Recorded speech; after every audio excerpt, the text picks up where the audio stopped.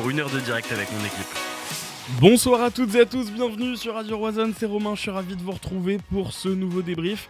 Malgré cette défaite dans le derby, nous allons revenir évidemment sur la performance de nos Rennais.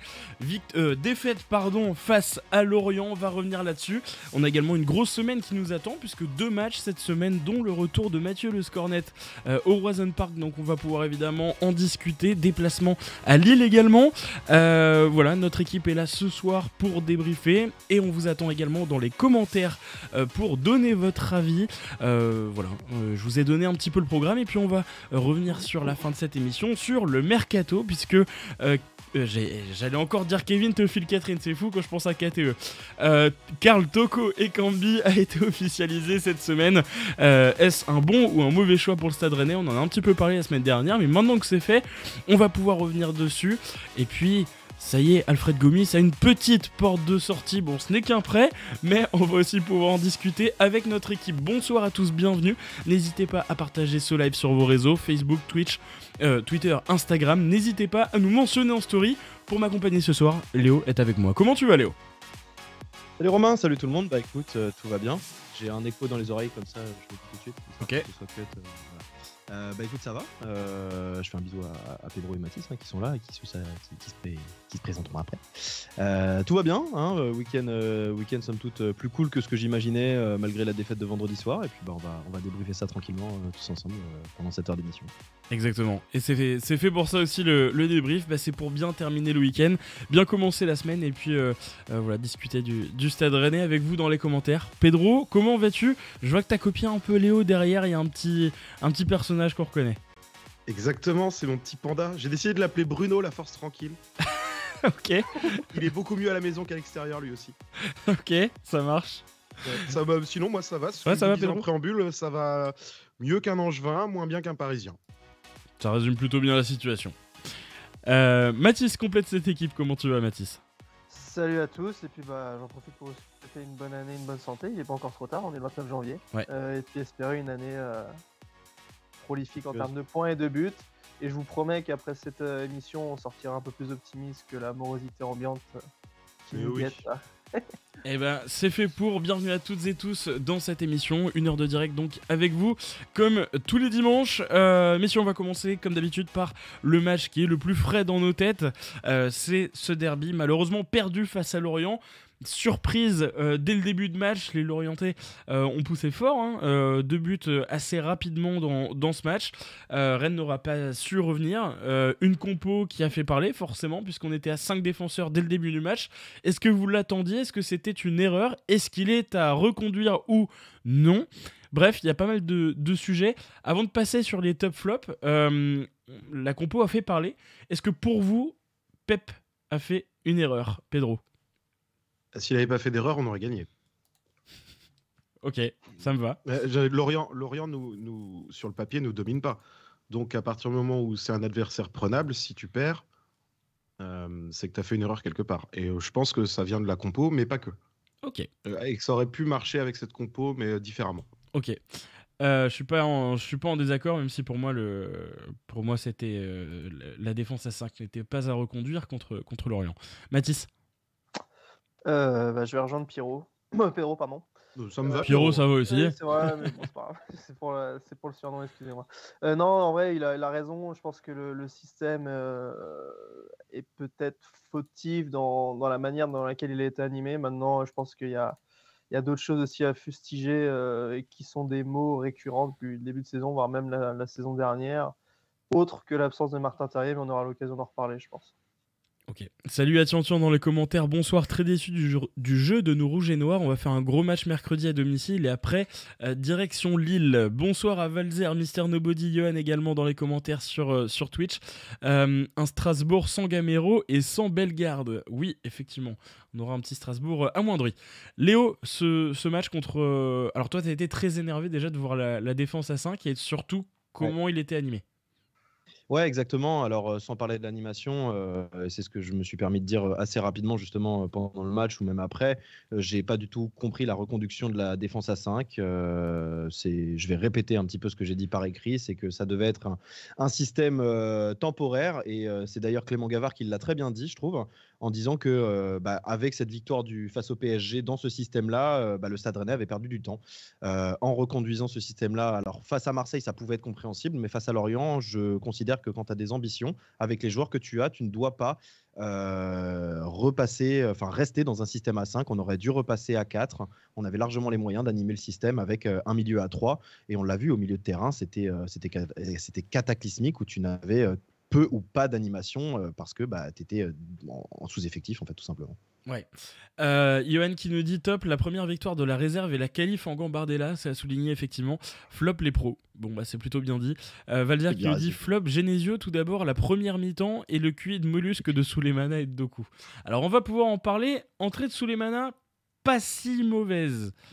Mais on va en discuter. Messieurs, top flop, 2 top, 2 flop, c'est parti. Mathis, tu commences. Alors, on va commencer par le positif. Non, le négatif, comme ça on finira sur le positif. Faut toujours finir par une note positive. Flop. Ta connexion. Qui est fantomatique, mis à part du match face à Paris, c'est quand même très compliqué. Maillard. Et en second, il y en a tellement à mettre. Je pense que là, on aura des noms différents. Je mettrai Désiré Doué. Parce que je trouve qu'il a encore une fois beaucoup de progrès à faire dans la compréhension du jeu. J'ai en tête notamment la première action du match où s'il décale Aguirre, ça fait but probablement. Et c'est un peu le tournant du match aussi en partie. Alors pas que, mais je trouve qu'il a fait encore beaucoup de mauvais choix. Il garde encore un peu trop le ballon. Donc c'est un peu énervant, je trouve. Après, comme je dis, il y en a d'autres à mettre en flop. Et je pense que Pedro et Léo en mettront d'autres. Je suis pas en désaccord avec ça. Son début de match à Désiré, c'était assez compliqué. Ses premières prises de balles, globalement, jusqu'au 2 buts, c'était assez compliqué. Léo?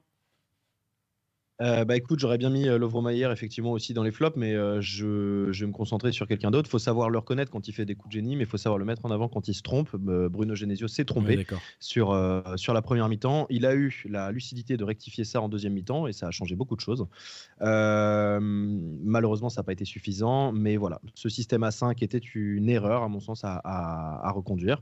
Donc on s'est fait complètement bouffer, littéralement, toute la première mi-temps. Tu rajoutes à ça un laxisme technique de la part de nos joueurs à l'échelle individuelle. Tu n'avais même pas besoin que collectivement ce soit le néant, ça l'était déjà individuellement, donc tu ne pouvais rien en tirer de plus sur le plan collectif. Donc voilà, pour ça et pour ce choix tactique Genesio, ça me paraît logique de le mettre en avant. Et puis derrière, je mets Désiré Doué aussi parce que sa première mi-temps, demi-temps, même en soi sur la quasi-totalité de son match, en soi, il a été en dessous. Énormément d'erreurs, de ballons trop portés à de multiples reprises, qu'on conduit à des pertes, moins de simplicité que ce qu'on avait pu voir sur 2 ou 3 dernières apparitions. Donc voilà, c'était un match sans pour lui. Et si je devais te donner un top, on reste sur les flops? On reste sur les flops. Mathis a décidé de commencer par les flops. Bruno Genesio et Désiré Doué pour moi. Voilà. Ok, Pedro, je te laisse continuer la danse.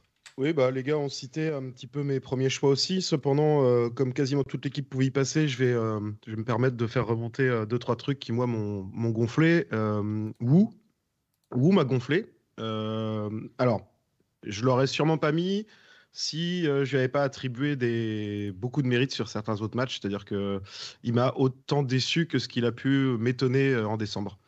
Parce que défensivement, il n'y était pas.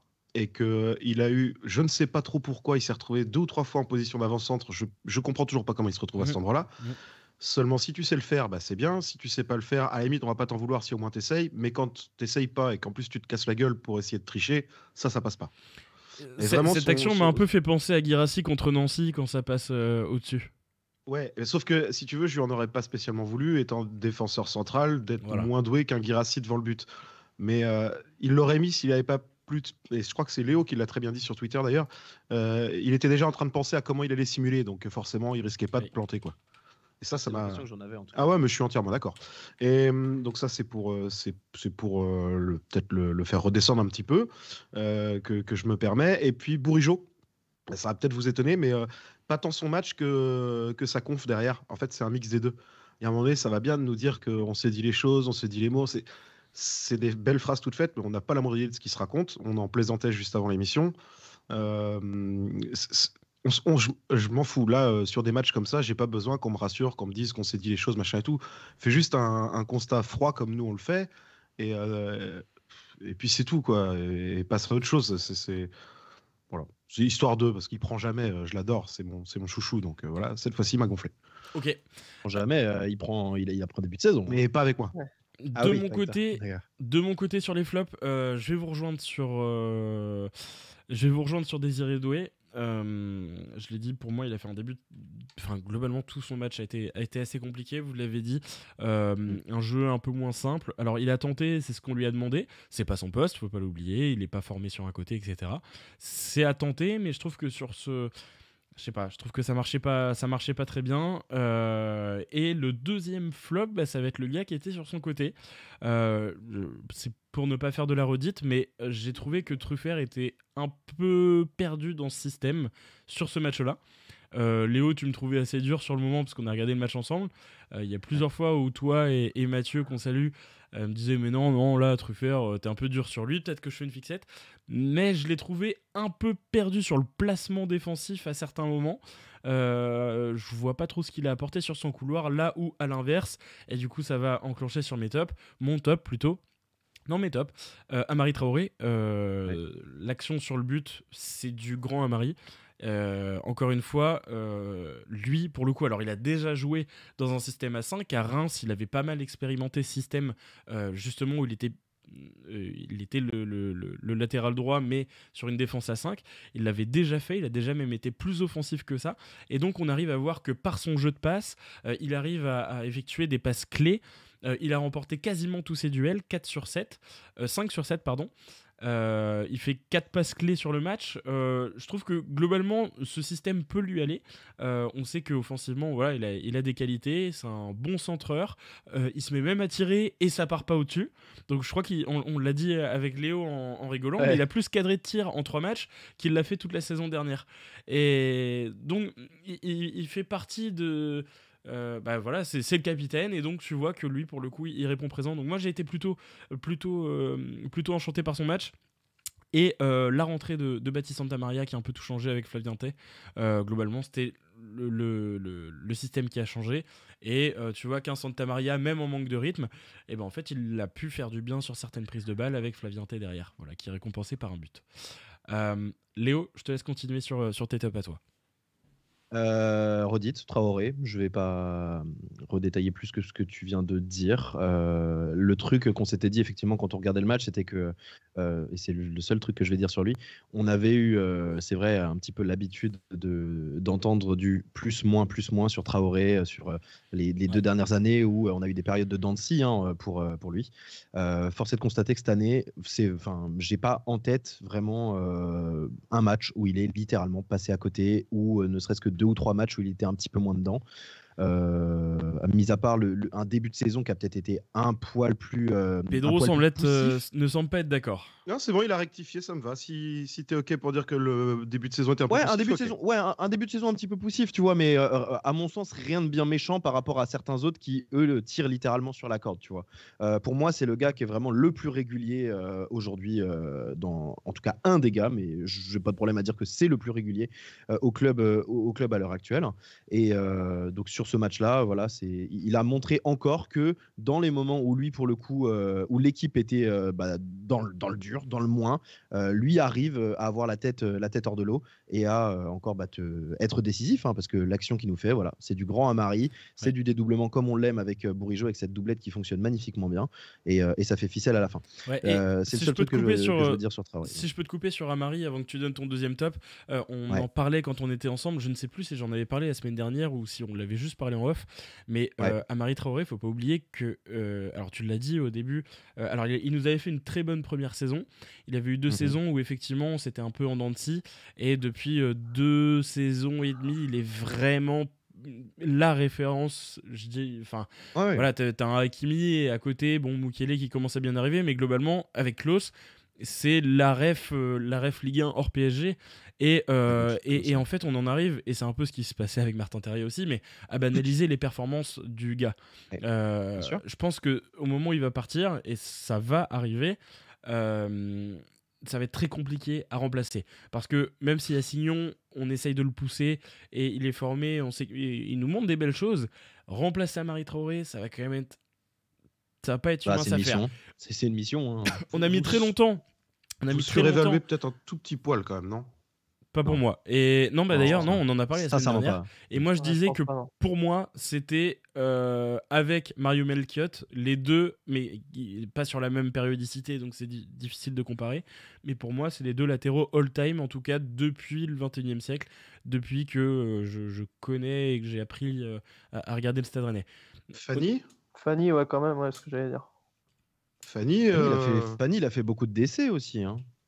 oui, mais il a Ouais, une il a première joué dans saison l'axe chez nous à aussi. droite Ouais, qui ouais. est très Ouais, propre. j'ai un vague souvenir. Ouais, Je sans doute. Moi- préfère Fanny Prime à Traoré Prime, hein, chez nous. Je sais pas. Là, c'est Ça trop loin. dépend. Ah, c'est Après, chaud. ça dépend. C'est chaud. Ça dépend. C'est Et puis chaud. ça C'est dépend. chaud. Ça dépend dont t'animes ton système parce que les deux n'ont pas le même apport aussi. Et Traoré est comme- un mec qui est vachement porté offensivement. tu vois, Et donc, voilà, Bah, et ce qu'on Traoré aime qui te aussi fait voir, 7-8 passes D c'est dans ça, ta ça. saison à C'est son ça, prime, ouais. c'est bien quand même. Mm. Ok, donc vas-y, je te laisse continuer, mais c'était juste pour faire un petit mot sur le fait que c'est vrai que Ouais, bien Traoré, on s'habitue à ses performances, c'est un peu comme Terrier, C'est ça. qu'on a notamment oublié de citer à un moment avant de se faire rappeler dans les tops de la première partie de saison. En fait, c'est devenu normal que le mec soit incroyable, alors que non, en fait, ils font des performances qui sont vraiment monstrueuses. Voilà. C'est ça, exactement. Mais voilà, moi je voulais mettre en avant du coup la régularité, la vraie régularité de Traoré qu'on n'avait pas forcément sur les dernières années. Là, cette année, à mon sens, il est exemplaire sur ce point-là. Et le deuxième top, on aurait pu, j'aurais pu effectivement mentionner du coup les rentrées, hein, donc que ce soit Santa Maria ou Tay. Mais j'ai plutôt envie, alors du coup ça vient contrebalancer avec quelque chose qui, voilà, on peut le donner peut-être un petit peu pour lui ce but-là, mais Steve Mandanda il t'en sort 3 dans le match et à la mi-temps il peut y avoir 3-0 s'il n'est pas dans les buts. Hein. Il peut y avoir 3 voire 4-0 s'il n'est pas dans les buts. Il te sort 3 parades qui sont monstrueuses. Là où je pourrais comprendre qu'on ne le mette pas forcément en top, et on l'a très bien vu tous les deux, Romain, c'est sur le deuxième but qu'il encaisse de Lebris, mais c'est pas lui que je viens fustiger parce Oui. qu'effectivement il ferme pas forcément son angle extérieur de la meilleure des manières, mais la frappe de Lebris est magnifique, voilà, elle est logée, elle est parfaitement placée, donc de ce côté-là rien à dire. Sur l'action de ce but-là, moi j'ai vraiment envie de déglinguer Wu, hein, littéralement. Le comportement de Wu sur cette action-là, il est terrible. L'appel de Koné est magnifique, vraiment, l'appel de Koné il est sublime, il vient attirer tout le monde, mais Wu il doit pas se faire happer comme ça parce qu'il sait qu'il y a Rodon qui est devant lui qui peut gérer juste derrière. Et Wu il laisse un espace derrière qui est ahurissant. Et Donc, le bon, système bref, fait que, on le rappelle, mais ce but il a lieu sur une phase de possession Sur une du perte de Stade balle. Rennais, une Ouais, paire de c'est balles ça. de Leslie Hugo Choukou. Hugo Choukou. Et donc le système que Traoré faisait que haut. Traoré était assez Voilà. haut. Et donc en fait tu vois que le retour il est impossible pour lui. Et Voilà, donc, c'est ça. Et derrière, c'était à vous de gérer. ficelle pour Lebris et Mandanda n'y peut rien. Mais donc mon deuxième top, ça pourrait être, malgré la défaite, ça pourrait être Mandanda parce que il t'en sort encore des grosses. Et voilà, s'il te les sort pas, à la mi-temps, ça peut faire 3 ou 4-0 pour Lorient et c'est Ouais. clairement pas volé. Voilà. Ok. Mathis. Alors, je sais pas. S'il n'a pas été cité, je m'attendais à ce qu'il soit cité parce que justement, dans la performance défensive, je dis pas qu'il a fait un grand match, mais j'ai trouvé très peu de fois battu. C'est Rodon qui, quand Ok. même, est meilleur. Enfin, franchement, c'est peut-être le plus régulier depuis Paris. Alors, vous me direz, ça fait que 3 matchs, mais globalement, ce système, si on a bien acquis, ça va, c'est lui. Donc Rodon parce que ouais, dans le duel il est vraiment très très bon, même si Koné c'est un client, j'ai pas souvenir que Koné l'a vraiment dominé. Alors il a pas gagné tous ses duels, mais globalement je trouve qu'il a plutôt bien tenu. La relance, bon, c'est toujours un peu son souci et c'est un peu problématique quand c'est lui qui joue dans l'axe d'une défense à 3, c'est souvent ce joueur-là qui est souvent amené à faire la diff à la relance. Ça c'est un peu son point faible, mais globalement si j'avais à le mettre en top, alors c'est un top relatif parce qu'évidemment, voilà, tu prends 2 buts, il n'a pas fait non plus, comme je dis, dans la relance des choses incroyables, donc ça contrebalance un peu, mais globalement, dans le marasme défensif de cette première mi-temps, je trouve que c'est peut-être celui qui s'en est mieux sorti. Ok. Et après, en top, alors, le problème de trouver un deuxième top, il faut peut-être aller chercher dans les rentrées parce que tous les joueurs titulaires, j'ai du mal à en mettre un en top. Alors Traoré, ouais, je suis d'accord.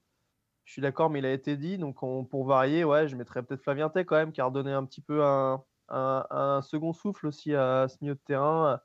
notamment avec Qui a été récompensé. ce qu'on connaît de lui, ses conduites de balle qui cassent un peu les lignes. Il a apporté aussi du surnombre dans la surface, il y en avait grand besoin parce que le pauvre Gouiri, on en reparlera peut-être, mais s'il y a bien un truc qui m'a gonflé en deuxième mi-temps, c'est les centres. Alors que tu as Laporte, Talbi qui font 1m90, qui sont impériaux dans ce domaine, et tu as le pauvre Gouiri qui fait même pas 1m80. 1m76. Voilà. Donc il y avait grand besoin de présence dans la surface et on a eu l'intelligence sur peut-être la seule fois du match de centrer au sol et ça a marché comme par hasard. Et il a eu le mérite d'être là, donc globalement, voilà mes deux tops. Voilà. Ok, c'est intéressant. Pedro, je te laisse terminer, ensuite on avance. Pas facile de passer en dernier parce que bon, tout a plus ou moins été dit et j'aurais mis les deux mêmes que Matisse. Mais du coup, pour pouvoir avoir un petit truc à vous dire quand même, Rodon, pour moi, c'est pas relatif, c'est un vrai top ce soir parce que il n'est pas fautif sur les buts. Oui, on en prend 2, c'est vrai, donc c'est difficile de mettre un défenseur dans les tops, mais il est clairement pas fautif. Il fait pas de faute individuelle. Il est fort au duel et comme tu dis, en fait, il tient la baraque et surtout, je le mets en top parce qu'on est repassé à une défense à 4 en milieu de match et il n'a pas déconné sur la deuxième mi-temps. Or, tout le monde dit, ouais, bah oui, forcément, dans une défense à 3, il est habitué, enfin, dans une défense à 5, mais là, dans une défense à 4, il a très bien tenu son rang. Et puis, j'aurais mis Tay aussi pour pouvoir compléter le top, je crois, du chef romain qui nous a parlé de Santa Maria. Parce que c'est vraiment ces deux entrées-là qui ont changé la physionomie du match. Et puis pour boucler la boucle, on a fait les tops, on a fait les flops. Il y en a un qui s'en sort quand même relativement bien. On n'a pas parlé de lui. Pourtant, hier, j'avais envie de lui tirer sa petite crinière de temps en temps. C'est Théâtre. C'est quand même pas le match de sa vie encore, lui. Hein. Ok. Il a fait plein de super matchs chez nous, mais hier soir, c'est pas fou. Hein. Ok. On va avancer un petit peu, je vais lire les commentaires et ensuite on va avancer sur cette semaine. Pas mal de commentaires intéressants sur le débat, notamment avec Traoré. Valzer qui nous dit El Grande Traoré. Traoré prolongation. Melchiot numéro 1 à jamais, nous dit Mr Nobody. Valzer nous dit Melchiot Prime bouffe tout le monde. Ouais, mais c'était sur un an, donc... on est d'accord que le niveau était incroyable, mais sur la régularité, même, Traoré, il y a débat. Pour moi, il y a débat. Faut prolonger Traoré, absolument, nous dit Roisan SRFC. Rodon doit rester titulaire, nous dit Slide. Le gelon de Santa Maria nous a fait du bien, nous dit Valzer. Ouais, alors, dans ce registre, Hugo Choukou tente des choses par moment. Et c'est pas... Franchement, Hugo Choukou, dans ce match... il y a la perte de balle qui entraîne le but, donc pas le pire. C'est dommage, mais il y a des phases où pour le coup il t'aide sur des récupérations, sur son rôle est pas mauvais. Je suis plus à me dire putain on a un joueur moins bon sur le terrain, tu vois. Pour moi il fait vraiment partie de la rotation. Un peu comme pour Doué, même si c'est pas le même match du tout qui nous produisent. La preuve, vous l'avez mis, vous avez été 2 à le mettre en flop. Un peu comme pour Doué, c'est pas les 2 premiers que je vais aller attraper quand l'équipe entière sombre comme ça, alors que les gars sortent du centre de formation et sont quand même pas encore totalement finis. C'est encore plus vrai pour Doué. Quand des mecs comme Bourigeaud, et tous les autres passent à côté de leur match, tu vas pas tomber sur les gamins, quoi. Donc non, Hugo Choukou hier soir, c'est pas fou. Enfin, il y a rien non plus de scandaleux, quoi. Ouais, on est d'accord. Vendredi, il faut que je m'y fasse. Oui, vendredi. Salut à Elisa dans les commentaires sur Facebook. Jérôme qui nous dit quel que soit le système, Amari est toujours là et lui au moins est présent dans l'engagement à chaque match. Capitaine exemplaire, malheureusement esselé. Énorme perte en vue dans quelques mois. Cassignon ne remplacera pas. Est-ce que ce sera lui, un autre, on verra bien. Et est-ce qu'il va rester ou partir, on verra, c'est pas encore fait. La petite chance qu'on a, messieurs, dans cette 20e journée de Ligue 1, c'est que nos concurrents ne prennent pas énormément de points. Monaco et Marseille s'affrontaient, ça a donné match nul. Lens fait également un match nul. Et puis on a eu le droit au meilleur match de cette Ligue 1, Clermont-Nantes, 0-0, 0 tir cadré sur tout le match. Ce n'était pas arrivé depuis 2006-2007. On salue la performance quand même, je tenais à en parler en direct. Voilà. Et Lille qui a perdu, je sais pas si tu l'as dit. Pardon ? Et Lille qui a perdu, je sais pas si tu l'as dit. Effectivement, Lille qui a perdu. Dans un match incroyable, hein, d'ailleurs. Ouais, On se demande comment ils ont fait pour perdre. j'ai pas vu, mais apparemment C'est c'était. invraisemblable. J'ai vu ça. Et Brest qui fait une large victoire contre Angers, donc ça fait plaisir pour nos amis bretons. Messieurs, euh, sur cette semaine, 2 matchs nous attendent. Le retour de Mathieu Le Scornet, je le rappelle, qui est maintenant titulaire, entraîneur principal de Strasbourg. Donc retour pour Strasbourg, qui, depuis le départ de Julien Stéphan, reprend un peu des couleurs, des bonnes performances, des bonnes actions, mais il y aura des absents et un Strasbourg donc un peu diminué. On l'a dit, une suspension pour Gamero et Bellegarde ne sera pas là également. Et puis ensuite, on se déplace à Lille. On sait qu'on a toujours du mal avec Lille. On reçoit Lille. Oui, Reçoit Lille, On a 2 matchs à la maison là. Vous m'apprenez samedi quelque soir chose. 21h. Ok. Et bah du coup, on reçoit Lille. Mais je ne verrai pas ce match. Mais effectivement, c'est vrai qu'on en avait parlé. Ok, donc 2 gros matchs nous attendent. Mais comment envisagez-vous cette semaine, comptablement parlant? Est-ce que vous attendez de victoire par exemple? Est-ce que vous attendez quelque chose dans le jeu? Est-ce que vous attendez un coup de maître avec, je sais pas, Rodon Théâtre, je sais pas, Rodon qui devient le titulaire en puissance? Est-ce qu'il y a, je sais pas, qu'est-ce que vous attendez de cette semaine? Emballez-vous. Pedro, qu'est-ce que t'attends? J'attends 6 points, je serais heureux si on en prend 4 et à mon avis, on aura du mal à en faire 3. Oh là ouais, d'accord. Putain, Oh, voilà. abuse pas par contre. Ah mais je te donnerai mes raisons plus tard. Si tu Ok. veux. Ok, vas-y. Léo, vas-y, renchéris. Je pense qu'on doit faire à minima 4 points. Strasbourg, a posteriori de la défaite face à Lorient, il faut une réaction à domicile. T'as pas le choix. Donc Strasbourg, c'est bien. Julien Stéphan n'est plus là. Ça reprend des couleurs. Ça a gagné contre Lyon, mais ça s'est incliné contre Toulouse. Tu dois les accueillir en bonne et due forme et en les faisant repartir. Excusez-moi de l'expression, la queue entre les jambes avec 0 points. Et tu dois le faire avec la manière. Donc c'est 3 points contre Strasbourg et rien d'autre. Face à Lille, c'est une équipe qui produit quand même un jeu depuis pas mal de temps avec Fonseca qui est léché, qui est ultra intéressant. Alors, j'ai pas vu le match, par contre, qu'ils ont perdu, c'est contre Nice, je crois. Donc, du coup, les propos de Matisse me rendent très curieux de voir un petit peu ce qui s'est passé. Faut en parler un peu, ouais. Ça devrait te rendre inquiet plutôt. Devrait me rendre inquiet. En fait, J'en de base, parlerai un peu, avant même de regarder, en fait, avant même d'assister au match de Rennes contre Lille à la maison, je ne suis pas serein du tout à l'idée de les recevoir parce que c'est une des équipes qui produit un des plus beaux jeux de Ligue 1 depuis un bon moment. Donc, en fait, moi, je nous vois difficilement gagner contre eux, même si on est à la maison. Après, on est à l'abri de rien, hein, évidemment. Mais à minima 4 points pour moi sur cette semaine et on pourra dire que le taf aura été fait.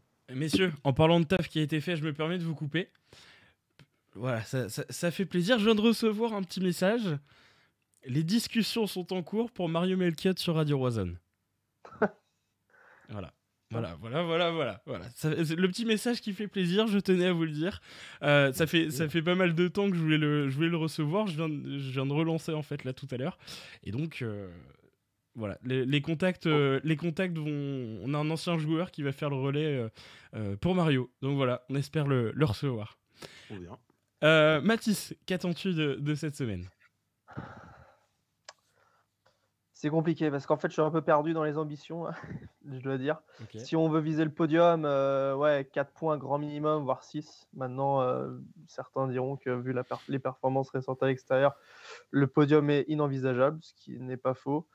Ensuite, si vraiment on analyse les 2 adversaires qu'on va affronter, on va jouer une équipe de Strasbourg qui, bien que Mathieu Le Scornet soit là revenu, qui a toujours les mêmes problèmes défensifs d'ailleurs, ils sont plus d'absents il me semble parce que en plus de Gamero et de Bellegarde, il y a Niamsi qui s'est pété, je ne sais pas s'il sera là, Lucas Perrin qui devait jouer, qui n'a pas joué parce qu'à l'échauffement il a ressenti une gêne musculaire. Donc défensivement, c'est un peu la dèche chez eux. Gamero absent devant, avec ailleurs qui est parti devant. Il reste Diallo, mais c'est assez faible. Je vous avoue que j'ai quand même du mal à voir Strasbourg prendre ne serait-ce qu'un point à Rennes quand on connaît les certitudes qu'on a chez nous, quand même, un minimum. Si on prend du recul sur cette défaite de vendredi, Rennes à domicile, c'est quasiment injouable. Donc j'ai quand même beaucoup de mal à voir Strasbourg venir nous prendre un point. Maintenant, il y a ce match face à Lille samedi qui est primordial parce que si tu gagnes, tu les distances.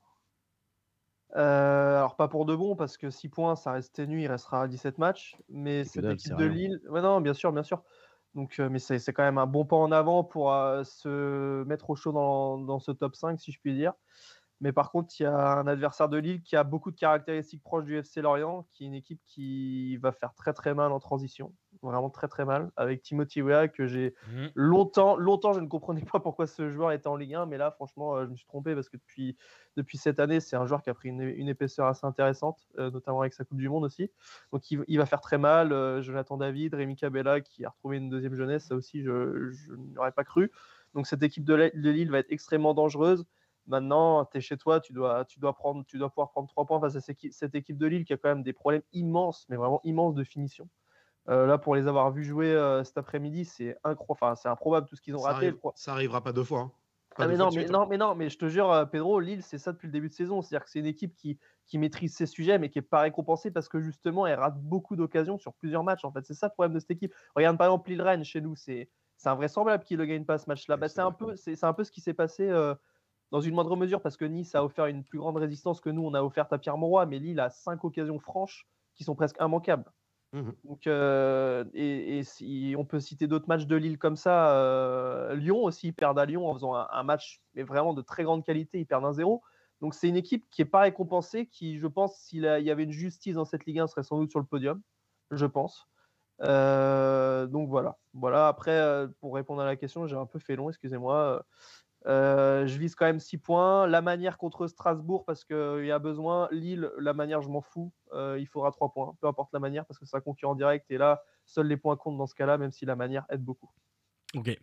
Moi, j'attends 4 points minimum de ces doubles matchs. Je suis d'accord avec vous sur le fait que Strasbourg...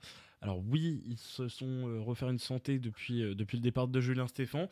Ils ont été très solides contre Lens, ils ont été surdominés, mais ils ont réussi à marquer tôt dans le match et à boucler derrière. Et donc ils ont fait match nul contre Lens, c'est pas oublié non plus. Globalement, on voit qu'il se passe quelque chose, mais on l'a dit, il y a des absents. Rennes à domicile, c'est une forteresse. Donc ce match, on doit l'avoir dans la poche. Pour Lille, ça va être plus compliqué parce qu'ils arrivent toujours à nous embêter. Que ça soit à domicile et à l'extérieur, c'est toujours super chiant. On les a plus battus depuis 2019. Je me rappelle d'un match il y a 2 ans, je crois que je sais pas si c'est par Renato Sanchez qui marque, quand Frappard nous arbitre, où le match il est abominable. L'année dernière, ouais. On perd 2-1 et c'est bon les jours. L'année dernière, ouais. À l'extérieur, c'est toujours super compliqué. Enfin bref. Donc ce match, je vous avoue qu'il me fait un peu peur. Ils sont sur une bonne forme. Alors ils ont pas affronté des énormes équipes à part. Enfin, Nice n'est pas une énorme équipe, mais récemment ils ont affronté, je crois, 3 Brest. Ils ont gagné ces matchs-là, mais je crois qu'ils ont affronté Angers aussi. Enfin voilà, ils sont sur une bonne forme du fait de leurs adversaires et ils ont remporté ces points-là. Tant mieux pour eux. Ils restent en forme. Ça joue. Le point du match nul m'irait. Si on fait 4 points sur ces 2 matchs, je pense que l'objectif en tout cas sera rempli. Oui, l'objectif serait rempli, je suis d'accord. Je vous ai pas dit pourquoi moi la semaine me terrorisait. Justement, ça m'intéresse. Et pourtant, vous m'avez tous donné, je crois que vous 3 avez donné un argument dans la conf qu'on a tous ensemble. Tout le monde a sauté de joie quand on a appris que Gamero était pas là. On est vachement serein. bon Hein. Bah, toi, peut-être pas, mais regarde la conf, tu vas voir. Tout, ouais, je l'ai mis, moi. Et sur Enfin, Twitter, après, Twitter, t'as plein de gens. Oh, Gamero pas là, Gamero. Waouh, les gars, vous en êtes rendu à flipper que Gamero soit sur le terrain mercredi. Je suis d'accord, je suis complètement d'accord. Ah oui, C'est qu'on n'est pas serein, quoi. Donc ça, tu cumules avec tout ce que vous venez de dire.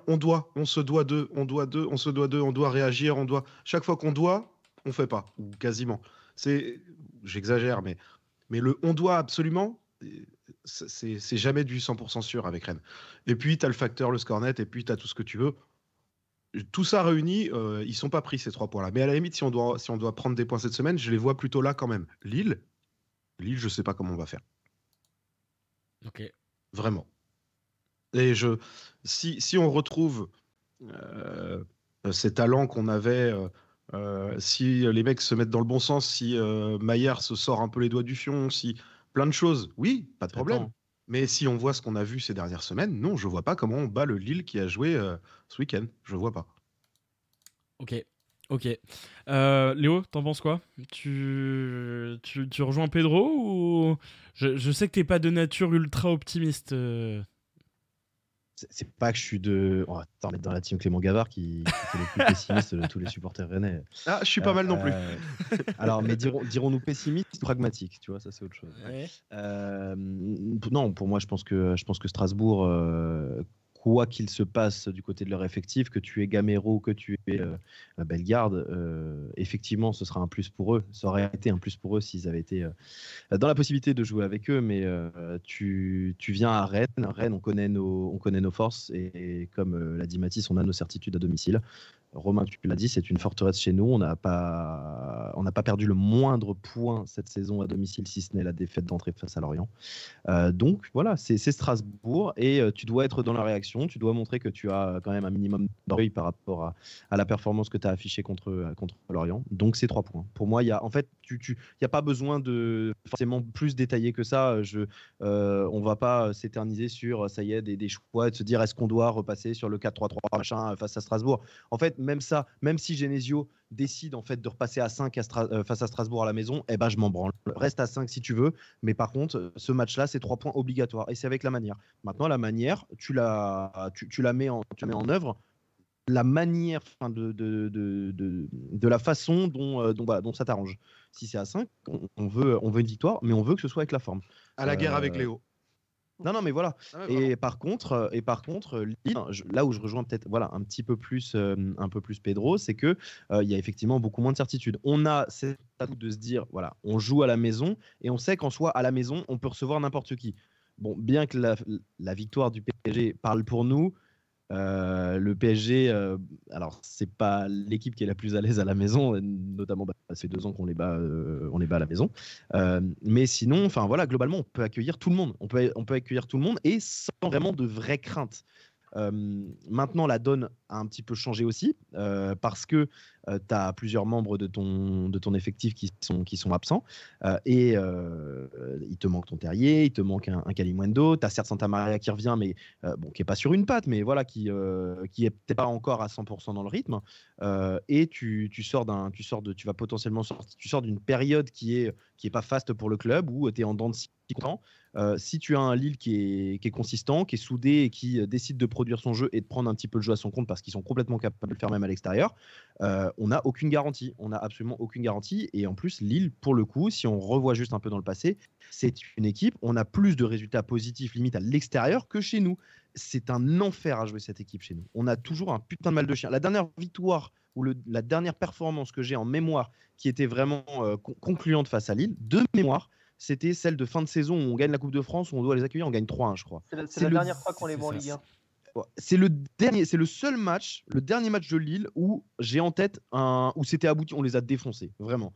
Pour le coup, ils n'ont pas existé sur ce match-là de mémoire. Mais sinon, depuis, c'est un enfer à jouer. C'est infect. Donc voilà, il y a aucune certitude face à Lille à la maison. Donc sans parler de tactique ou de plan de jeu ou de quoi que ce soit, si on prend un point à Lille, ce sera bien. Mais on doit être quand même capable, voilà, parce qu'on est à la maison, d'avoir l'ambition de prendre 3 points et de faire 6 sur 6 parce que le Stade Rennais à la maison est imprenable. Et il faut absolument qu'on garde ce statut si on veut garder nos ambitions à long terme pour la fin de saison. Toutes les séries ont une fin. Et toutes les séries ont une fin, bien évidemment. Et je rajouterais que Strasbourg, par contre, c'est 2 victoires à Rennes en 30 ans. Hein.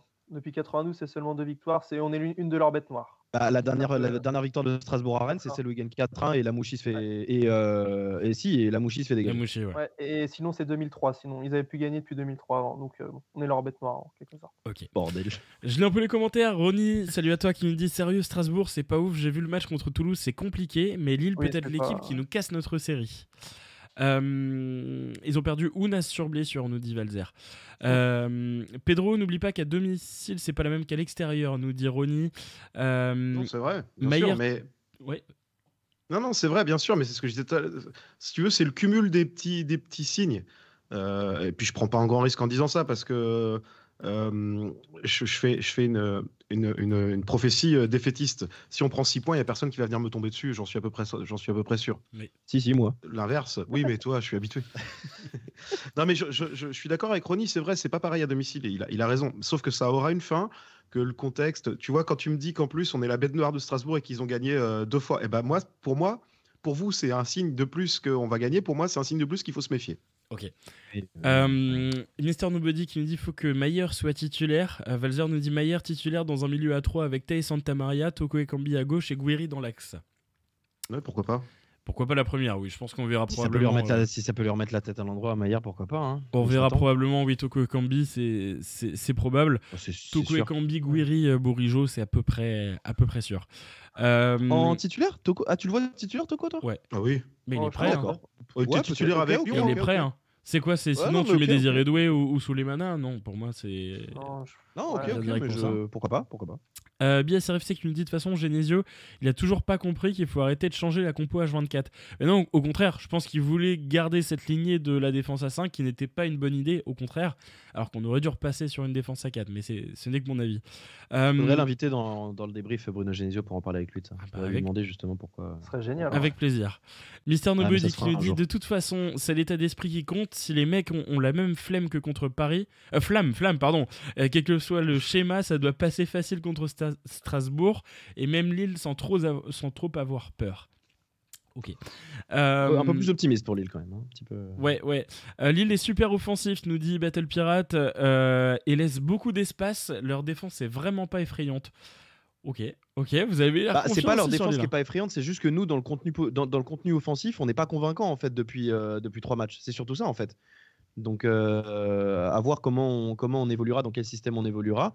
Mais force est de constater que si on joue dans un système à 5, la production offensive, si on joue comme ça face à Lille, je donne pas le cher de notre peau offensivement. Hein. Mais là, ouais, je pense que là, on jouera plus à 5. Là. De toute façon, Non, je pense pas non plus, mais voilà. Il faut. Ok, messieurs, dernière partie, 20h50, on est parfait sur le programme. Petit point mercato. Alors, on commence par quoi? On va commencer par Alfred Gomis. Un petit mot, on le dit rapidement. Pedro. Alfred Gomis. Bonnes vacances, Alfred. Et oui, on lui a trouvé une porte de sortie. Alors, c'est une petite porte au fond du jardin. Mais il est prêté en série B. Je rappelle que son contrat va jusqu'en 2024.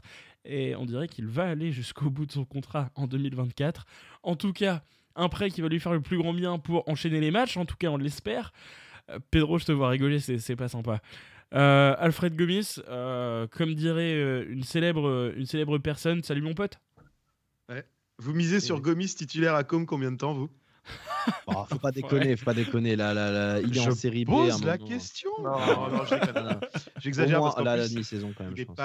il n'est pas si catastrophique que ça. Il Bah était non. juste pas au niveau du Stade Rennais qu'on aimerait voir. Voilà. Ni en confiance. Et il est pas désagréable comme mec en plus. Donc Non, c'est un je peu suis d'accord. exagéré. C'est juste que c'est plus le feuilleton, le truc quoi. Il y a plein de choses. Je sais pas si on peut tout dire ici, mais moi le pseudo faux départ annihilé l'été dernier et pour quelle raison. Enfin, tout me fait rire dans cette histoire en fait. Ça me C'est fait rire madame, parce ça. que par exemple, ouais. Ça me fait rire parce que je vais pas en pleurer non plus. Si tu veux, c'est pas ça qui coûte aujourd'hui des points au Stade Rennais ou pas. Heureusement, on a Mandanda, donc ça va. Mais non, tant mieux pour lui. Je lui souhaite de s'amuser et puis de se relancer. Par contre, oui, il n'y a pas d'option d'achat. Alors, est-ce qu'il voudra quand même tenter quelque chose cet été? Le mec peut pas avoir envie de jouer 6 mois en Italie, revenir pour ne pas rejouer 1 an. J'y crois pas. En tout cas, pour information, Alfred Gomis a joué hier et victoire avec Com en série B pour son premier match. Oui. Victoire 1-0, c'est un clean sheet. Dans un match qui ne s'est pas terminé à 11 contre 11, puisque Brescia, donc, qui est d'ailleurs le club de Mathieu Huard, pour ceux qui se rappellent le jeu latéral gauche formé à Rennes, eh bien, ils ont fini à 9. Donc, Ah oui. ça a aidé un petit peu. Voilà. Il y avait 3 ex-Rennais sur la pelouse hier, parce qu'il y a également Dacunia qui jouait à Com, non? Ah, c'est à Com qu'il est Oui, il fait le tour des lacs, Dacunia. J'ai vu ça. Lac Léman, lac de Com, Bah écoute, je suis sur l'effectif. bientôt à J'ai pas Guerlédan. l'impression que ce soit là-bas. Il est pas rentré, si, mais il est pas rentré. Je suis devant aussi. Il est était pas sur rentré le banc, il est pas rentré, non. Ok, bon, je le vois pas. Je le vois pas sur l'affiche, mais ok. Bref, messieurs, donc pas plus que ça de mots. Voilà, Gomis qui part pour 6 mois. Bon, c'est ce qu'il y avait de mieux à faire, on va dire, Léo. Je dis de plus. Enfin, il avait. Ah non, mais Ça, enfin, le sujet n'a pas l'air de t'intéresser, Léo. Bon, non, c'est pas qu'il m'intéresse pas, c'est juste que je vois pas quel intérêt après il y aurait de déblatérer pendant ne serait-ce que 5 minutes sur Gomis. Écoute, il avait plus d'expectative de jeu à Rennes. Il fallait pour lui qu'il trouve un nouveau challenge. Ce qui est dommage pour lui, pour le coup, hein, vraiment, c'est qu'il n'y ait pas d'option d'achat sur ce prêt. C'est dommage même que limite il n'y ait pas eu de transfert sec. Maintenant, peut-être que Com justement veut se. Ils ont peut-être pas les moyens non plus, hein. On va pas l'offrir. Non, on va pas l'offrir, mais à voir. J'imagine pas qu'on vendrait un mec comme Gomis. On fera même pas on fera pas de plus-value sur Gomis, c'est évident. Mais on n'arriverait même pas à aller à égalité. Oui, c'est évident. On l'a acheté, c'est évident, tu vois. Je crois c'est évident. Je crois plus à Rennes champion de Ligue 1 cette année qu'à Gomis nous permet de faire une petite bascule positive. Tu vois, bon bref, non mais tout ça, on va pas parler de chiffres. Tu vois, on peut pas. Merci beaucoup Aroni pour le sub avec Prime. Merci beaucoup. Merci à toi Aroni dans les commentaires. Pour information, et je le rappelle, du coup j'en profite, si vous avez un abonnement à Twitch Prime, à Amazon Prime, vous pouvez, donc si vous regardez la Ligue 1, vous pouvez faire bénéficier d'un abonnement Twitch à la chaîne de votre choix. Et incroyable, ça enchaîne. Merci Flayen. Flayen, je crois, ça se prononce. Il y a Thierry derrière. Merci Flayen à toi, également avec Amazon Prime. Flayen, Romain. Flayen, ok. Et ben merci à toi. Et donc pour terminer, voilà, si vous avez un abonnement Amazon Prime, vous pouvez faire bénéficier d'un abonnement Twitch Prime à la chaîne de votre choix. Ça ne vous coûte rien, c'est compris dans votre abonnement et ça fait toujours plaisir. Donc merci beaucoup à vous. Ok, bon, pour la partie Gum, on a compris. Pour ce qui est, tu voulais terminer ? Non, c'est fini. Genre, salut mon pote, ciao l'artiste, merci pour les services. Voilà. Enfin, voilà. Et révérence. Et Johan qui nous rappelle, c'est pas 2024, c'est 2025. Enfin, c'est bon, la rubrique elle devait se terminer correctement, les gars, s'il vous plaît. Donc, Ah non, je l'avais pas. Ça, j'avais pas les contrats. Ah, je l'avais pas. On passe à Kevin Théophile Catherine. C'est pour ça que je crois à un vrai départ cet été. Oui, c'est 2 ans, c'est pas possible, il va pas rester 2 ans à glander. On espère. Et on espère pour lui aussi, surtout. Ok, messieurs, on va parler de la recrue.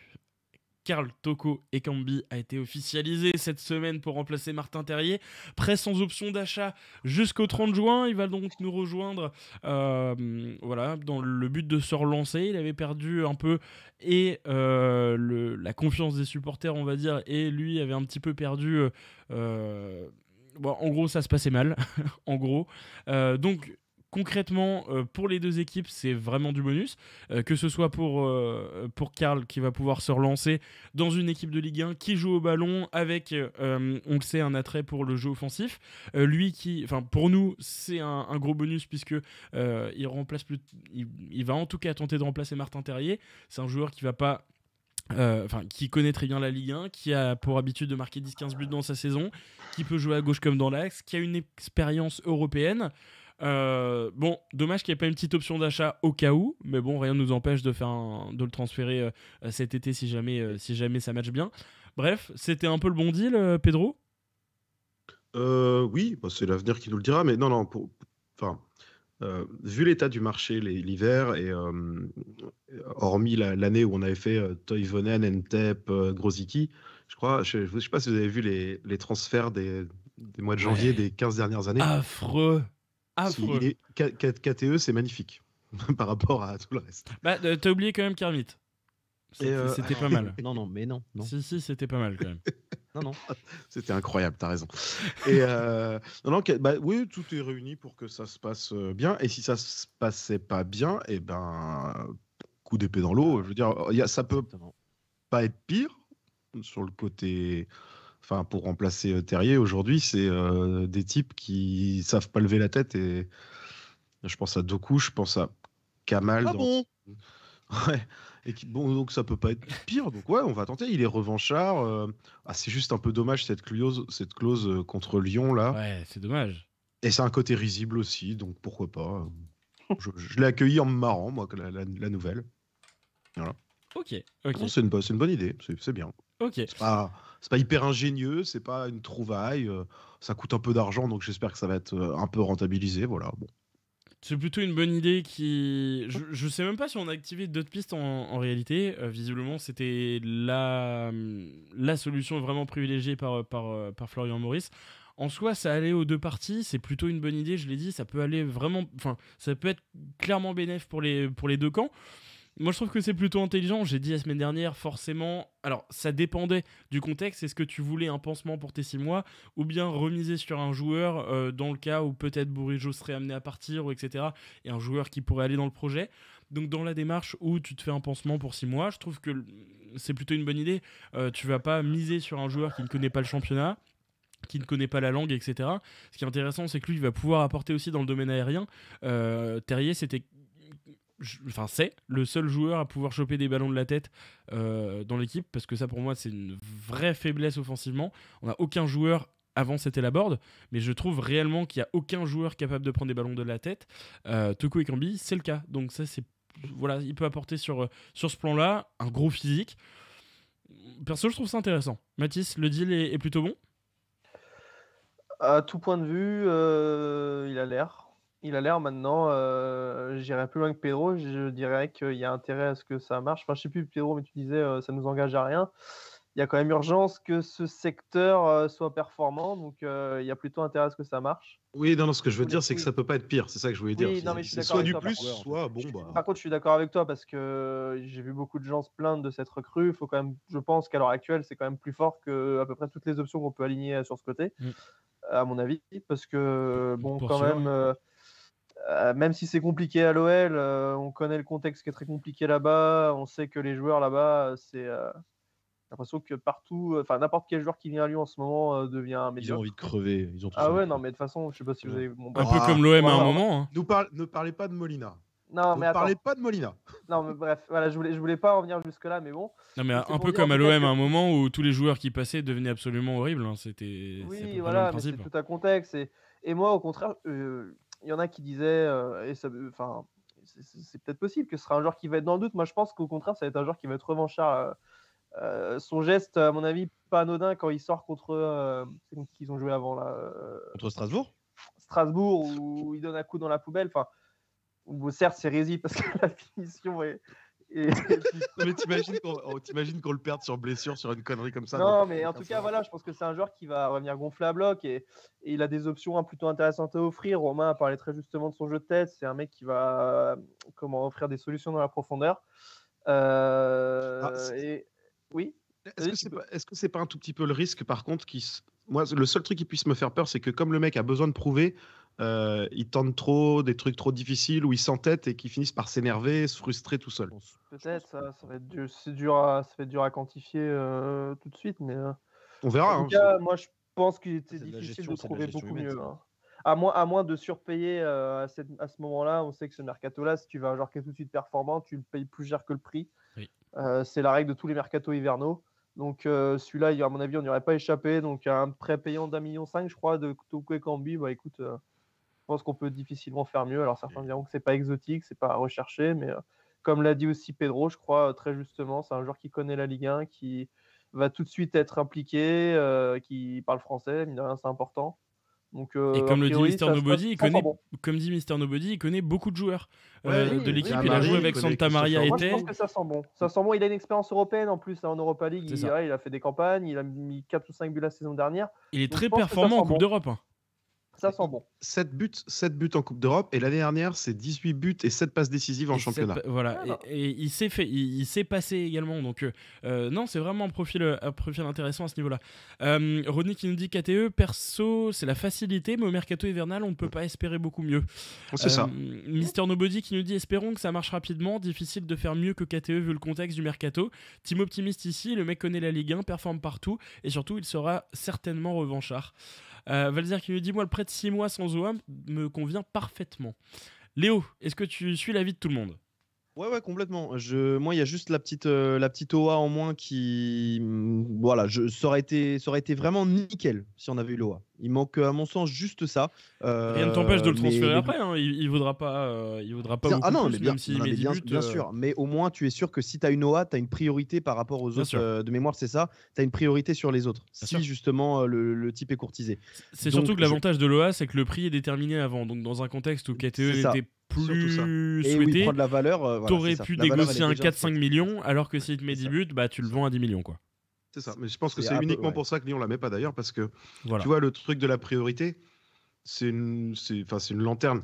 Parce que soit le mec il veut, et dans ce cas-là, que tu es la priorité ou pas, bah, c'est toi qui le prends. Soit il C'est veut vrai. pas, et là, bon, bah voilà. Mais Oui, c'est vrai. est-ce que aussi Rennes aussi n'a peut-être pas voulu mettre une OA dans le sens où au retour de la saison, tu vas récupérer un Terrier la saison prochaine, Kalimundo sera encore là, Goury sera encore là. Une Non, OA, je ça pense que n'engage à l'OA, rien. Il y a une OA sur Joe Rodon. À la fin du prêt, Terrier, il courra pas encore. Non, c'est vrai, mais peut-être qu'ils se disaient, bon, à la saison prochaine, on va avoir plus ou moins tout notre effectif offensif, tout le monde sera revenu de blessure plus ou moins.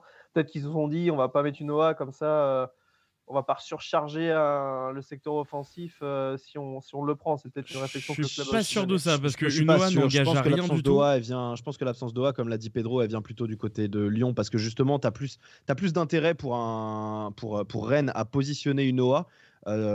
Notamment pour les raisons économiques que Romain a citées, mais d'autant plus parce que tu sais que tu vas te retrouver dans un mercato estival qui risque de bouger pas mal, et savoir que tu as une alternative Toko Ekambi dans les rouages d'ores et déjà à un prix qui est déterminé, c'est quand même relativement sécurisant. Ça marche très bien, tu peux activer. Ça marche pas, c'est comme Rodon.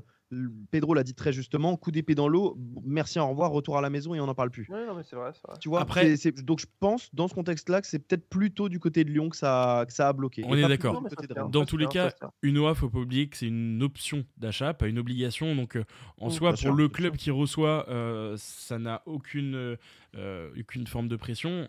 Si le joueur, je me rappelle à l'époque où on avait des Jérémy Boga et des Quintero, les OA, elles étaient à 25 millions. On parle de ça il y a 5-6 ans, le marché n'avait rien à voir. Aujourd'hui, à 25 millions, bon bah, t'as des joueurs, voilà, des bons joueurs, mais ce ne sont pas les meilleurs joueurs de la planète. Tu reviens à 6 ans, un joueur à 25 millions, c'était monstrueux. Alors, certes, Boga aujourd'hui en vaut beaucoup plus, mais à l'époque, on n'y était pas du tout.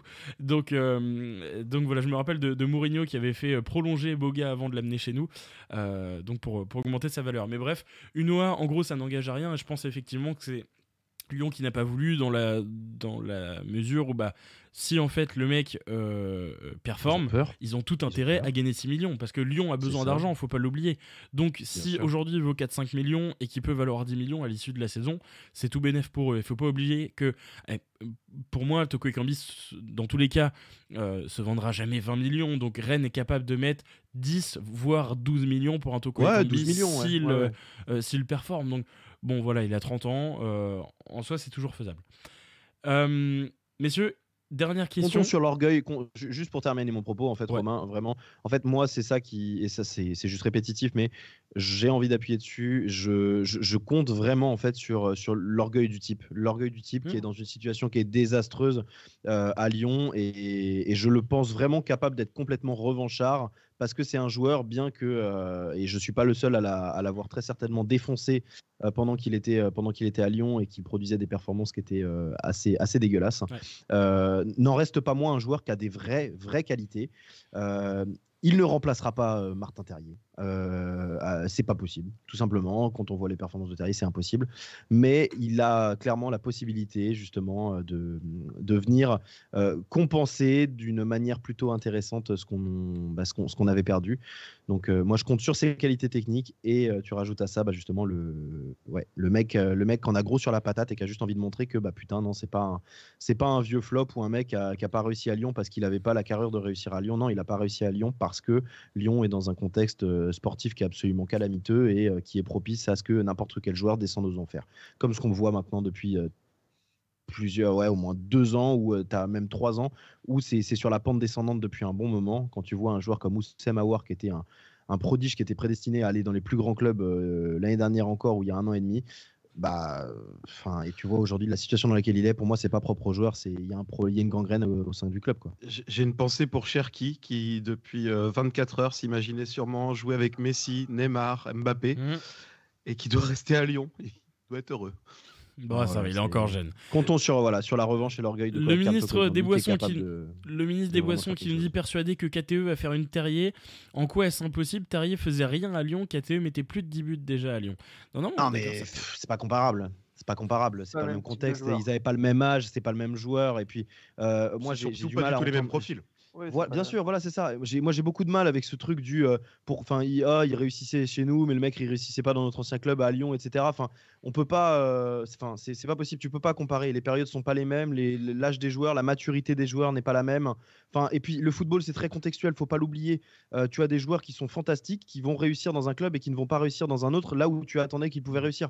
Doku ne réussira jamais à Rennes et peut réussir Loïc ailleurs. Badé à Séville qui fait des débuts très intéressants. Serhou Guirassy. Je suis persuadé Serhou que Guirassy peut réussir à Rennes et d'ailleurs il a réussi. Un Jérémy Doku qui aujourd'hui est un flop monumental à Rennes, disons-le. Si demain il s'en va dans un club, j'en sais rien, de première ligue, de Bundes, j'en sais rien, et qu'il réussit, tu vas avoir plein de monde qui vont dire ah ben vous voyez, on vous l'avait dit, c'était un joueur extraordinaire avec des qualités géniales. Mais en fait ça on n'en a jamais douté. Ouais, mais t'es tranquille, je pense. Non, moi je suis sûr qu'il peut réussir ailleurs. Il sait faire qu'un seul dribble. Je suis sûr qu'il peut réussir ailleurs. Moi je suis sûr qu'il peut réussir ailleurs. En fait c'est juste que c'est l'arbitre enculé qui avait fait un très bon mini thread sur Doku et la manière de jouer de Doku. Il avait posté 2-3 tweets. Je pourrais mettre les liens, je les rechercherai, je les mettrai dans le chat pour vous inviter à lire. Ça détaille parfaitement le style de jeu de Doku et pourquoi ça ne marche pas. Et pourquoi ça pouvait notamment marcher quand il était à Anderlecht. Oui. Où tu avais potentiellement plus d'espace, même en jouant arrêté, c'était pas la même rigueur, c'était pas aussi compact défensivement, etc. Moi, Jérémy Doku, je serais absolument pas surpris s'il venait à réussir dans un autre championnat, dans un autre club. Mais le championnat de Belgique, il y a voilà. pas de problème. Je suis d'accord avec Il n'y a pas de mauvais joueurs, il n'y a que des mauvais contextes. Bon, messieurs, mais vous pouvez le noter, Souleymana ferait une plus grande carrière que Doku. Oh waouh! Oh waouh! Moi je sais pas, je ne me risque pas. Ouais, je m'engagerai pas là-dessus. Bon, après on peut s'engager, de toute façon il y a personne qui viendra nous chercher derrière. C'est ça. À la limite on viendra chercher entre nous, mais ce sera tout, tu vois. Ça s'arrêtera. Messieurs, on va juste répondre à 2 questions du chat et on fait vite. Après on arrête là-dessus, mais il y a 2 questions intéressantes. La première c'est Gwen qui nous demande Thauvin, vous en pensez quoi? Qui veut réagir? Vas-y Pedro. Surtout reste là où t'es ou va n'importe où ailleurs qu'à Rennes. Et il est plus là-bas puisqu'il a été libéré. Vrai, oui, non mais il peut rester au Mexique et vivre s'il veut, prendre sa retraite, je sais pas, je m'en fous, manger des tacos, y a pas de problème. Loin de mon club un mec pareil. Ok, Mathis, moi je pense que t'es pour. Moi, non, c'est compliqué, surtout que là, je l'ai complètement perdu de vue, notre cher Florian. Et c'est compliqué. Alors là, c'est que du psycho. On n'est pas du tout dans l'analyse du joueur. Mais pour moi, ce joueur est trop estampillé Marseille pour le voir à Rennes. Je sais pas pourquoi. Et c'est con. Mais comme l'était Mandanda pour moi. Non, mais c'est vrai. Du coup, c'est nul parce que on en perd l'analyse objective du joueur. Mais moi, je me garde d'avoir un avis vraiment parce qu'au Mexique, je ne sais pas trop ce qu'il a donné. Je ne l'ai pas vu jouer. Est-ce que c'est un joueur qui a sûrement perdu un peu d'explosivité sur son côté pour faire des divs? Je ne sais pas. Pour t'aider à te répondre, ils ont trop de contrats extra-communautaires. Donc, ils sont obligés de se séparer de certains joueurs. C'est le premier auquel ils ont pensé. Voilà. Ouais, moi, de prime abord comme ça, je ne serais pas favorable. De prime abord. Léo?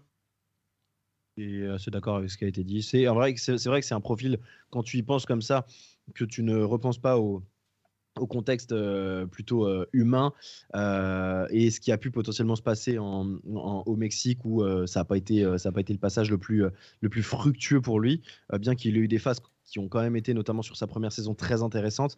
Moi, j'aurais pu être dans une idée de pourquoi pas, franchement, pourquoi pas sur le plan sportif. Mais le problème, c'est que le gars, en fait, et pour ne pas l'avoir regardé, j'ai quasiment jamais regardé de match des Tigresses. Les Tigresses, voilà, merci. J'ai quasiment jamais regardé de match du Tigresses. Mais voilà, c'est un mec, il a 31 ans, il a des vraies qualités, mais c'est un gars qui a relancé, qui a joué à l'autre bout du monde. C'est pas forcément le même style de jeu. Enfin, c'est un vrai boulard surtout, les gars. Oui, alors il y a ça, mais après, encore une fois, c'est contextuel et tu as as une maturité qui grandit aussi. J'ose espérer que les joueurs prennent avec l'âge en maturité. Florian Thauvin ne doit pas faire exception à la règle. Après, voilà, Vous ça savez dépend. que Lyon commence à y penser pour remplacer KTE. Oui, j'ai vu des rumeurs. Ouais, mais non, mais Lyon, on n'est plus à la première dinguerie près. Mais bon, bref, de prime abord, ça aurait pu être quelque chose d'intéressant sur le plan sportif vis-à-vis des qualités techniques du joueur. Maintenant, je pense que c'est un pari qui est trop risqué parce que c'est vraiment un gars que tu as vraiment besoin de relancer et c'est pas ce dont on a besoin à l'heure actuelle. Alors que KTE, tu dois le relancer juste dans la tête, pas dans les jambes. Okay. Ce qui pourrait offrir à la rigueur dans le profil qui est intéressant, c'est que de mémoire à Marseille, il joue beaucoup en faux pied. On n'a pas trop ça à Rennes. À la Under. Voilà, et on n'a pas trop ça à Rennes et ça aurait pu amener de la variété par contre. Un joueur en faux pied, c'est d'ailleurs ce qui pourrait manquer. Ouais. Le ministre des Boissons qui nous dit perso Thauvin doit coûter cher en salaire. Il joue plus depuis plusieurs mois, presque plus depuis 5 mois. En plus, il ne marquait même pas au Mexique, alors face aux défenses de Ligue 1. Voilà. Je suis parfaitement d'accord moi avec le commentaire de Mister Nobody qui me dit à son prime, il était quand même excellent, mais pas ce mec à Rennes s'il vous plaît. Bah voilà, c'est exactement le même avis. Moi, depuis ce qu'il a fait à Lille, je veux même pas en entendre parler dans mon club. Ah ouais, putain, Lille, ça c'est incroyable ça. Ouais. Vous avez déjà vu ça ailleurs, vous? Oui, c'est arrivé avec Magid Waris. Non, parce que Waris, il a jamais signé à Rennes. Non, mais je plaisante. Je suis en train de réfléchir. Non, je sais pas d'autres exemples qui viennent en tête. En tout cas, en Ligue 1, non, peut-être dans les autres championnats. Moi, c'est gravé au fer rouge. Des mecs comme ça, c'est hors de question que ça signe à Rennes un jour. Ok. Non, mais on est plutôt d'accord. Dernière question du chat et après on va stopper là-dessus. Départ de Souleymana, est-ce que pour vous il faut le laisser partir? Est-ce que c'est trop tard? Est-ce qu'on peut essayer de faire un échange ou en gros d'avoir un joueur en backup? Bref, est-ce que Souleymana à ce moment-là du mercato, à ce moment-là de la saison, dans ce contexte, on lui dit bye bye et on l'amène pour 20 millions ou on le garde jusqu'à la fin de la saison? Là, il va y avoir débat, j'en suis sûr. Mathis, allez, je laisse la force tranquille commencer et ensuite je laisse se clasher les deux. Tranquille, merci. Non, pas au 29 janvier. De toute façon, entre guillemets, au point d'en est avec Souleymana. Je pense qu'il vaut mieux attendre cet été pour le vendre. Après tout, il reste encore 6 mois de compétition. Avec les blessures de Terrier et Kalimundo pour l'heure, je pense que l'abondance de biens ne nuit pas. Quand bien même certains biens tardent à se ressentir. Donc, mais non. Après, si on peut revenir vite fait sur le match de vendredi de Souleymana très brièvement. Moi, j'ai pas trouvé son entrée catastrophique. Loin de là, il n'a pas été en dessous de tout, je trouve. Et c'est un joueur qui, alors peut-être que ce sera un peu comme un intermittent du spectacle, pourra peut-être nous apporter sur quelques matchs. Mais dans l'état actuel des choses, je pense que Rennes ne peut pas dire non. Je pense que Rennes a plus besoin d'un joueur que d'argent. Quand bien même si là, au 29 janvier... Ouais, pour moi, il faut dire non. Enfin, plus au 29 janvier, quoi. Après, tu prends qui? Là, si tu perds Souleymana en termes d'effectifs, tu redeviens juste, quoi. Ouais, d'accord. Je vais donner mon avis. Attends. Je vais donner mon avis avant de vous friter. Pour moi, je suis même pas sûr qu'on va se friter en vrai. Pas sûr. Je sais pas. Le 29 janvier, pour moi, Souleymana, tu le fais pas partir. Je suis d'accord avec toi, Mathis, pour la simple et bonne raison que il est pas. Enfin, en fait, si Souleymana part maintenant, quel souvenir il aura laissé? C'est mouais. Donc, tout ça pour dire que par rapport à la somme qu'on l'a acheté, je suis pas sûr qu'il décote beaucoup, même si on le fait partir à l'issue de cette saison. Il va peut-être marquer 1 ou 2 buts sur la fin de saison, peut-être faire 1 ou 2 passes D, mais en fait, on va pas perdre d'argent avec Souleymana, je ne pense pas. Là où Doku, pour le coup, je sais pas, j'ai un doute. Mais bref, Souleymana, pour moi, le 29 janvier, tu le fais pas partir pour la simple et bonne raison que derrière, il te reste Doué, Kalimundo, Toko Ekambi, Bourigeaud et Gouiri en solution offensive. Sauf si j'en ai oublié un. Et Doku, du coup. Mais aujourd'hui, avec le recrutement de Toko Ekambi, ça vient juste pallier au départ de Terrier. Mais sachant qu'on a un Kalimundo qui est blessé en ce moment, qu'on a un Doku qui n'est pas au niveau, Souleymana, bon, il a fait une bonne rentrée hier, mais c'est pas non plus incroyable. Je pense qu'on peut quand même se le garder sur le banc, ça peut servir sur quelques matchs. Je sais, on se le dit à chaque fois, il peut faire des différences. Pour l'instant, il l'a pas fait, mais j'en suis sûr qu'il peut servir et pour moi, il serait mieux chez nous. On n'a pas besoin de ces 20 millions tout de suite. Voilà, pour moi, on peut attendre la fin de la saison pour s'en séparer. Pedro. vendredi, s'il avait poussé son ballon 5 cm, 5 petits centimètres de moins, Ouais. il marquait et la question était différente. Je vais répondre comme vous. On est le 29 janvier, je vois pas tellement comment on pourrait upgrader l'équipe s'il part. En revanche, si jamais il y avait une offre qui arrivait à, mettons, 25 ou 30, c'est totalement utopique. Mais les Anglais, ils sont capables de tout. Ils ont bien Oui, balancé du oui, 17 oui. et du 20 là en Oui. moins de 3 jours. Ouais. Admettons qu'il y a du 25 ou du 30 qui arrive. Je suis pas contre. Et la solution, elle est en interne. Chaouna. Et c'est là qu'avec Léo, on va pas être d'accord, c'est Chaouna pour moi. Oh non. Moi, je suis d'accord avec toi. Dans la parce mesure que- où ils mettent parce 30-35 que- millions, je suis d'accord. Ou alors, il y a une autre solution. Faut déguiser Doku avec un masque de Souleymana. Mais ça, je pense pas que ça marche. Donc, je suis pas spécialement pour, mais s'il y a du 25-30 millions qui tombent, faut pas se poser trop de questions. Ça compensera la perte qu'on fera sur Doku. Au final, on arrivera peut-être à se refaire sur les deux. Et dans ce cas-là, numériquement, faut que tu fasses revenir un mec qui n'a pas joué depuis 8 matchs. À Alors 30 qu'il faisait un début de saison correct. Ouais, à 30 millions, je valide effectivement Chaouna en interne. À 20 millions, perso, je laisse pas partir. Bah pareil, voilà. Et Moi, c'est merci beaucoup, c'est Mister Chaouna en Nobody, pour remplacement ton. qui me- Merci beaucoup, Mister Nobody, pour ton commentaire qui m'a fait beaucoup rire. Léo. À 20 millions, il y a 5 jours, je l'amenais moi-même à l'aéroport parce que tu avais des possibilités de solutions, tu avais du temps justement pour trouver un remplaçant numérique. Chaouna, pour moi, c'est pas le remplaçant numérique qu'il lui faut, bien qu'il joue moins depuis, du coup, tu as 8 matchs. vérifié 8 matchs. Je pense que, et c'est là où ton propos de autant le garder au choix à la maison, je suis pas d'accord avec lui parce qu'il a encore moins de possibilités, il aura encore moins de possibilités de temps de jeu chez nous. Donc autant lui laisser la possibilité de récupérer du temps de jeu à Dijon. Je vois aucunement l'intérêt de le faire revenir ici. Maintenant, c'est vrai que je suis pas non plus. Je dis au 29 janvier, c'est vrai que c'est délicat de faire partir Souleymana sur le plan numérique, mais si le club décide de s'en séparer pour 20 patates, je leur en voudrais pas. Ou alors, leur en la voudrais solution, on l'a, et nous, on ne la connaît pas encore. Et c'est pas paru dans la presse ni rien, peut-être. pas. Et tu veux dire une solution, un remplaçant, un Ouais. recrutement? Ouais, Ah, peut-être cela dit, que Maurice a quelque chose dans l'idée. J'espère, parce que c'est un peu le travail d'un directeur sportif, quand même, d'anticiper à tous les postes quand même des pistes. Donc c'est la moindre des choses qui est quand même des pistes. Ouais, tu regardes Bruno Chéroux à l'Olympique Lyonnais, l'anticipation, Ouais, non, mais c'est là, pas là, anodin. C'est pas anodin. C'est des C'est cas pas extrêmes, anodin. mais globalement, j'espère que Maurice, il a quand même des noms. Oui, non, mais j'imagine, mais voilà. Bon, bref, pour clore mon avis sur la question Souleymana, je suis d'accord que sur le plan numérique, tu t'en sépares difficilement au 29 janvier. Maintenant, si le club le fait, j'en serais pas forcément étonné et je leur en voudrais vraiment pas. Là où la question aurait été très vite répondue, c'est qu'au 29 janvier, la question c'est 20 millions sur Doku, mais frérot, vas-y, je t'amène en tuk-tuk. Vraiment. voilà.